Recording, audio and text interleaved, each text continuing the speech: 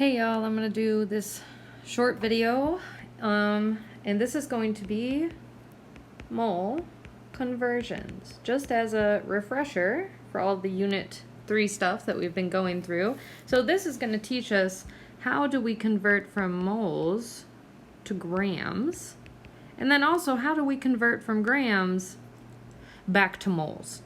So one way I like to think about this is you're given something, right? You're given something in a word problem, and you obviously, they want it in a different unit. So you have given units, and they want, I'm going to call them wanted units, right? And so just a general trend that I wanted to remind you all of is we always start, step one is start with our given units. And if we're trying to get to different units, we obviously have to multiply by something like a conversion factor. And in our conversion factor, we always want our given units on the bottom, right? And we want our wanted units on the top, because our given units will then cancel out. We will end in wanted units. So, for example, if we are starting with moles, right? And we want to use a conversion factor of grams per mole or moles per gram to convert it to grams, then I would want to put my grams on the top because that's what I want, and the moles on the bottom so that they would cancel, right? That makes sense. So, how we convert from moles to grams? Moles to grams is by using the molar mass, right? And so the molar mass can be found on the periodic table under each element. Found on periodic table. And you will just take that. So if I asked for, say, like the molar mass of oxygen, you would go and you would find that it is 15.99 grams per mole, right? Or we could do hydrogen, find that. It's about 1.008 grams per mole. Of course, you can round these numbers if need be. We could look at chlorine, that'll be 35.99 grams per mole. And if you needed, like, say, the formula mass of something, because sometimes we use that as well, formula mass will just be all of these added together. Added together. Cool enough, right? So we know how to find that.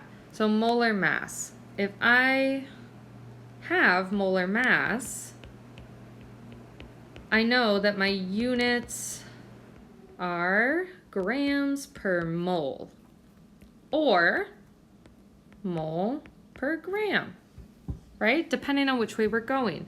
So if I'm starting with moles and I'm going to grams, that means that moles needs to be on the bottom. So naturally, I would use my molar mass like this, grams per mole.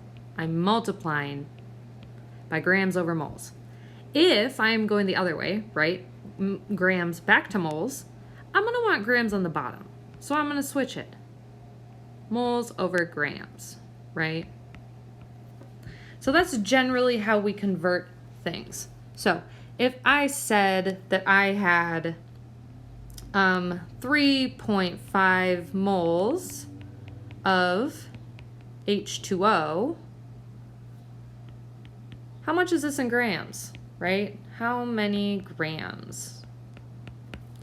First thing I would do is get the molar mass. I'm going to get the molar mass of my compound. CMPD is compound. So I'll look on the periodic table. I know that H, hydrogen, is going to be about 1. I'm going to say 1 gram per mole. And in here, there are 2 of them. So I'll multiply that by 2, and I get 2 grams per mole of hydrogen. Now for oxygen, I'm going to round it to 16 on the periodic table. It's about 16 grams per mole. I only have 1, so it's going to be 16. If I add these together, I'll get my total molar mass, which will be 18 grams per mole. I'm going to use this number to convert from moles to grams. So I'm going to start with what I'm given, 3.5 moles of H2O. Multiply this by my molar mass. I know I'm going to want moles on the bottom.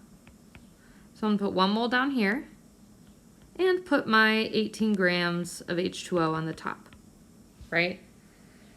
So then all I have to do is multiply it out, and I'm getting my calculator, right? So 3.5 times 18 is going to be 63 grams of H2O. And that is our answer, right? Cool. We can also go back the opposite way. If I have 107 grams of hydrochloric acid, how many moles is this? How many moles, right? Again, first thing we do, if we're going from grams to moles, we're going to use our molar mass. So molar mass of HCl, let's see what it is. I know hydrogen is about 1, and there's only 1 of them in this formula. So that's just 1 gram per mole. Cool. I know that chlorine is about 36 grams per mole, and there's also only 1 in HCl, only 1 chlorine, so it'll be 36 grams per mole. Add these together, you have 37 grams per mole of HCl. That is your molar mass, right? So now we start the problem. Start with what you're given, 107 grams of HCl. Converting this to moles means that my given units should be on the bottom. So I'll put my 37 grams of HCl on the bottom, and I'll put 1 mole on the top. Now all you have to do is divide. 107 divided by 37 is 2.89 moles of HCl. And this is our answer. Amazing, right? So that is how you convert between moles and grams. Now, I want to bring in Avogadro's number, okay? So this is how we convert to molecules, atoms, particles, all that stuff. So first and foremost, Avogadro's number is 6.02 times 10 to the 23rd. You should know this. It will be on your test, but it's very useful to, know it. The units for Avogadro's number can vary. It can be atoms, molecules, particles, and there are also more, that have escaped my mind, but any of these that you see in a question means that you're going to use this number for a conversion, right? So if I draw this out even farther, we had our moles to grams and grams to moles, and now I'm adding in Avogadro's number, which would be converting from atoms, molecules, or particles to moles, and then moles back to atoms, molecules, or particles, right? So in this way, I'm going to follow the same trend that I use with mole and grams. With this, I know that it would have to be times grams over moles, and here it would be times moles over grams. And the same thing's true here. If we're going from moles to atoms, then our atoms would be on the top, right? So we would have Avogadro's number on the top, and oops, sorry, I guess I should be writing it on the bottom there.